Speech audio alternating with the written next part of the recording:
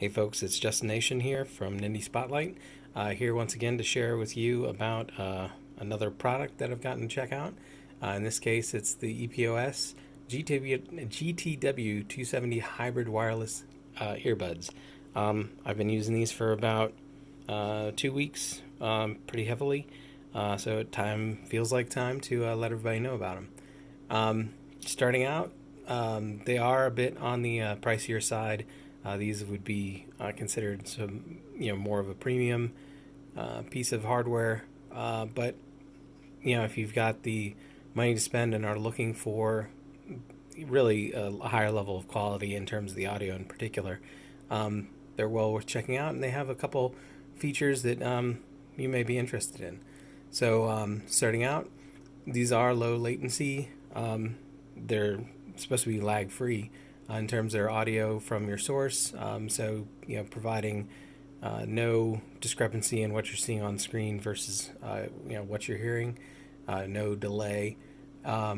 They do provide a immersive sound, and I'd say surprising clarity given how small they are. For earbuds, their sound quality is pretty remarkably high. They do provide about 5 hours of continuous use before they'll run out. You do need to then put them back into their case. The case doesn't have to be plugged in. It acts as a charger as well. That will give you up to a total of 20 hours of use without being plugged in. You just need to periodically put them back, type of thing, to keep them charged. They do have a fast charge capability, so you should get about an hour of use even after only 15 minutes of charging, which is nice. They are water resistant, so you should be able to use them for things like working out. They should be able to tolerate sweat, they say, or even light rain. It's one of those things I don't think you'd want to test the upper limits necessarily, but working out there they don't seem to have any problem. I can confirm. They can connect to devices using Bluetooth, and possibly one of the better selling points, or for something that these are being sold for gaming systems as well. You can use them to connect to the Switch because it has an included USB-C dongle, which is nice and small. Hold on a second, let me grab it real quick.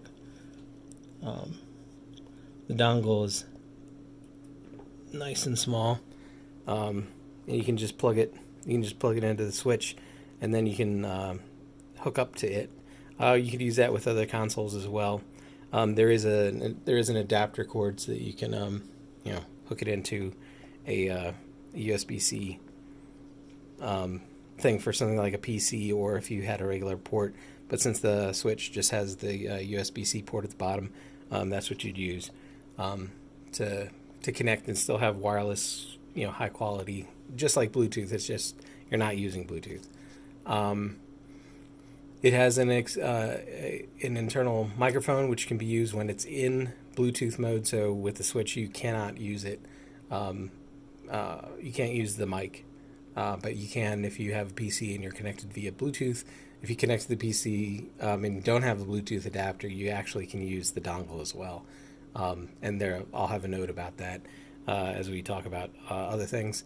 And it does come with 5 different earpieces in multiple sizes. So it should be able to ensure that you're able to find the proper fit for you. And considering you want to be able to keep these comfortably in your ears, while at the same time secure if you're going to be walking around or even working out, that kind of thing. That's a pretty important feature. So I'm used to having 3 different sizes. It said 5, and they were nice and small incremental differences. So it took about a couple hours to try a few of them out to make sure I was at the right size. But that was a good touch. Some thoughts on them. I've used wireless earbuds before, but I've never used ones at this level of price, at this sort of price point. I've never used anything that would have considered itself premium.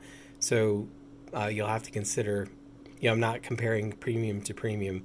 I'm comparing just generic ones that you probably could pick up for about $50 maybe, that range, versus these These I've seen them run a good 200. I think that's a suggested retail. So these are not inexpensive, but depending on what your goals are, particularly if you want to be able to wirelessly use them with the Switch, this is actually the first time I've seen anything that would have been viable since it has a dongle. Whether or not there's something you could purchase that would work as a third-party thing to work with other wireless earbuds, I'm not sure. But yeah, this is the first time I've ever seen anything that you could use with the Switch. And just rather than reading some summary, here's what they look like. Just not terribly big. They are a bit bigger than the average in terms of the body of them, but still fit pretty comfortably within the ear canal without any real problem. They are a bit, so I'd say they are a bit bigger and possibly negligibly heavier. We're talking about a very small amount of weight, so it's not as if they're heavy, but I think that you are picking up some bulk for the sound quality, which I'd say is a fair trade-off given the fact that they do sound a lot better, a lot less tinny than most of the wireless earbuds that I've tried in the past. I would say that it's greatly improved when you change the sound profile. There's a PC app that you can use. You do need to hook up. You can't do it over Bluetooth to your PC. You do need to do it using the dongle. But there's a EPOS gaming suite app that you can use, and what it'll do is it'll allow you to change the sound profile. There's an equalizer that you can, if you wanted to specify it yourself, you can tweak it to your heart's content. But it does come with pre-made sound profiles for things like movies or for games. Some of them boost the treble, some of them boost the bass. So like I said, you can use one of those profiles, or you can set something up yourself or tweak one of the profiles if you like. That definitely greatly improved the quality of the sound from the default, which was fine, but definitely not optimized. So you'll have to sort of keep that in mind. There is an app that will work that's supposed to work with your Android or Apple phones. I don't have an Apple device. I have an Android device. I can tell you that I was never able to pair them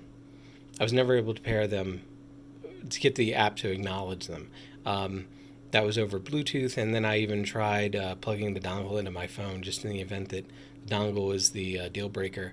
But at no time was I able to get it to connect, and that's consistent with some other reviews I've seen. I've seen that people haven't been able to connect to the Apple one. So I'm not sure what the deal is. There were troubleshooting techniques that were there. I tried to follow those as best I could, which it was encouraging rebooting and all kinds of stuff. I went through all that just to make sure that there wasn't something obvious wrong, but was never able to get it connect. And like I said, when I've read around, because I was curious about this in particular, to make sure it wasn't a problem unique to me, there seemed to be consistency on that as far as the opinion that the apps currently just don't seem to be able to connect correctly.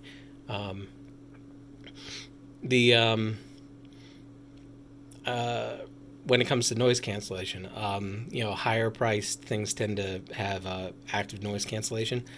These do not, but the fact that they fit so snugly in your ears, in order to be able to walk around with them, etc., they are pretty damn effective at blocking out sound without any noise cancellation at all.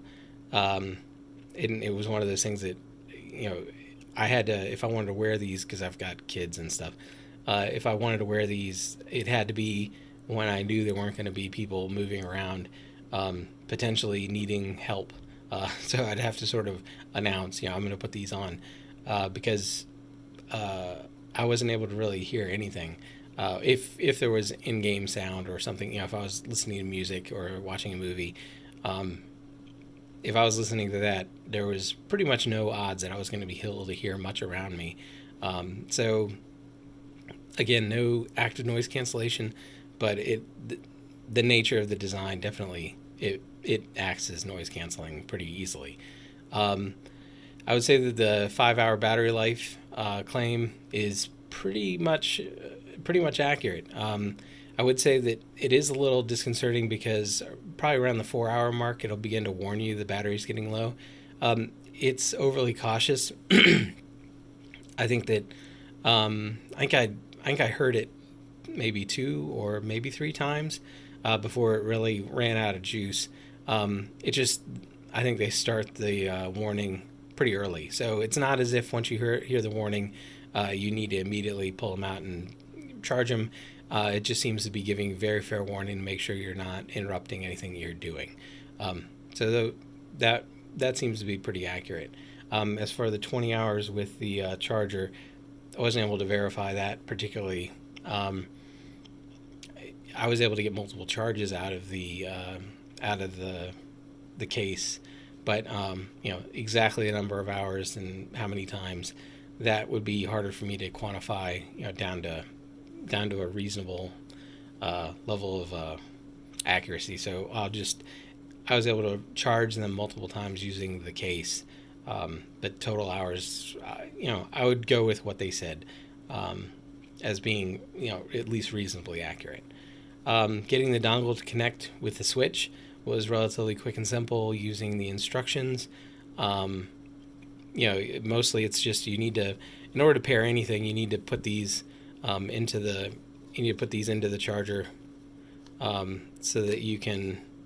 There's a button on the front that will then you hold this down. That'll help you sync with whatever your device is. So it's pretty straightforward, and that's consistently how it's done.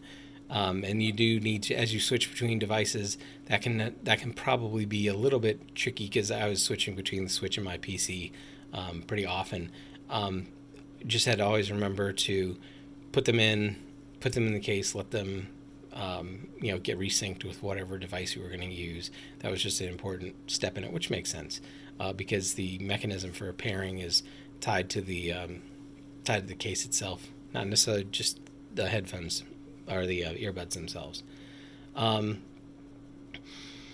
Getting connected to the Switch, that was not the Switch. Getting connected to the PC, I was able to connect via Bluetooth and via the dongle. Both were pretty simple. I would imagine for other gaming systems, given the Switch and it's being relatively bare bones as a whole, I'd imagine connecting to another system would be consistently, pretty simple. That shouldn't be that difficult. With the emphasis in the marketing on the low latency, I would not dispute that they have next to no lag in terms of the sound, that I never notice any delay. I'll put a but on that. But at the same time, I can't say that, with the exception of maybe headphones, wireless headphones that I had, a year or more ago, older headphones that were wireless, perhaps I would have noticed the lag. But ones that I've gotten more recently, I can't say that I've ever really experienced noticeable lag. So, in terms of the accuracy of the statement, it is accurate. I didn't have any problems with the lag with the audio, but I can't say that for any other type of similar device I've used, at least recently, I can't say I've had any problems with those either. So it could be that I'm not very sensitive to it, which I'd be surprised if that was the case. But it's one of those things. Marketing wise, it is an accurate statement. It's a very good thing to emphasize. But if that was the only thing driving you to consider buying these versus something else, it's a guarantee that these are going to be lag free.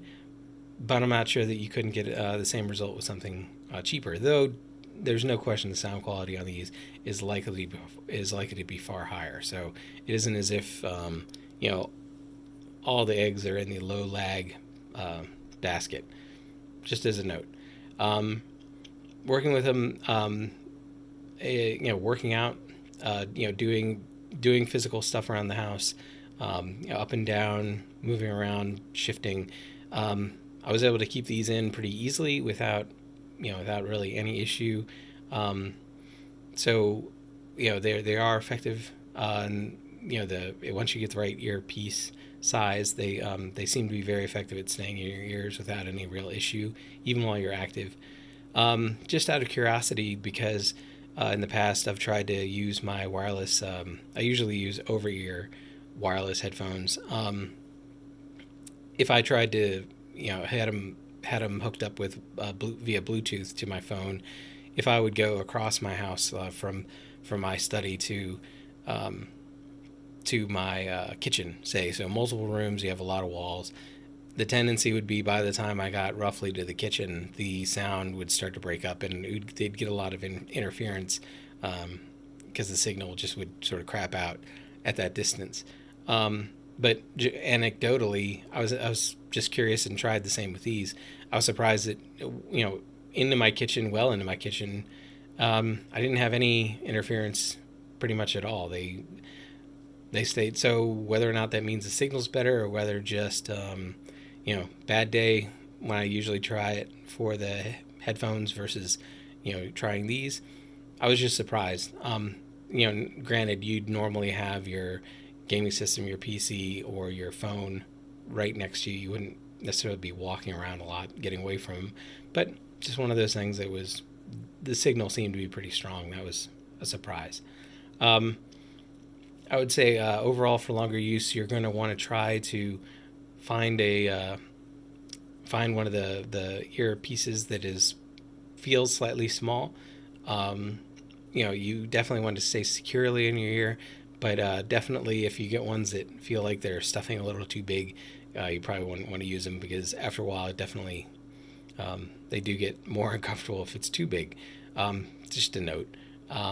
But like I said, with the 5 sizes, it should be pretty easy to find the size that's going to work for you the best, as far as staying comfortable over prolonged use, and still staying securely in your ear. There is a mic on it that it does allow you to use it as a microphone, as a headset, but it only works when it's connected via Bluetooth, so you wouldn't be able to use the mic with your Switch. But that's fine.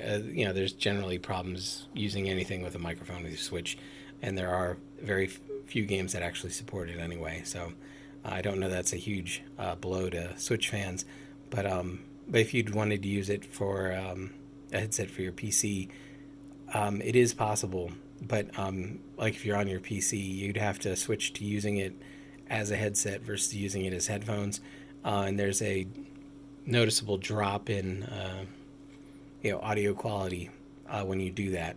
So I would say generally these are best used as headphones, so you can enjoy the quality of the sound. Perhaps if you're just talking on the phone, it's fine to use it as a headset and use the mic.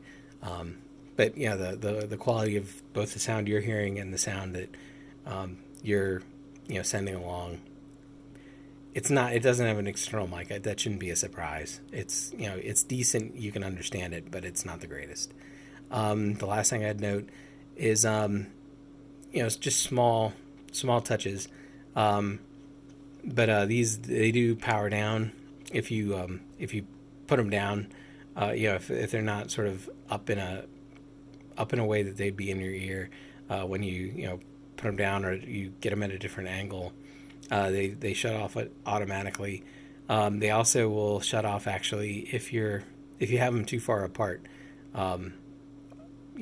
I think that's a reasonable assumption that your head is only so wide, and once they get a certain distance from each other, they'll shut off as well. Just a small power saving feature that I don't know if that's consistent with every. I've had ones that certainly don't do that, so I don't know if that's something that's relatively common. But it was just something I noticed, and I think once or twice it was sort of a nuisance actually, because I tend to when I've got a lot of activity going on and I need to be able to hear the kids, I have a tendency to just put one cup over an ear and keep the other one listening. And I wasn't able to do that with this, because I had to actually like sort of, stick one of them sitting on top of my ear type of thing, because if I put it down or if I got it too far away, they would stop working.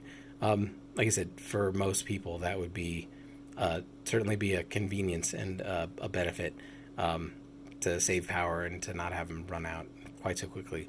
But overall, these are, in terms of their sound quality, that is definitely the selling point for these. Like I said, you'll want to use the app to optimize the sound quality. The default is fine, but it gets far better if you tweak it, especially if if you're picky and you set the equalizer to exactly what you want. That will definitely give you a far better sound experience than what the default is. The low latency and all, I don't dispute, but it is something that I consider normally not much of a problem. So I don't know if that's the huge selling point, and the fact that it works with the Switch out of the box because it comes with its own dongle. That's probably the biggest selling point this is for this space, is that it's the first set of wireless earbuds that I've seen that that would work with the Switch because it comes with its own dongle, rather than perhaps trying to use ones that you have with, whether or not there are any third-party dongles that you could pick up that would do that. I do not know, but I haven't seen any, not that I've actively looked. So overall, if you have the cash to spend on such a thing, or if you've got a set of parents or even grandparents, depending on your age, looking for something that are willing to spend a little bit more money for Christmas or birthday or something, they are well worth it, especially if you play a lot on the go and if you value high quality sound. They're definitely up there. You definitely pay for it. But overall, I'd say that they are worth buying if you can afford it. And I guess that's about it. So thank you for listening, and I'll see you again next time. This is Justin Nation for Nindie Spotlight.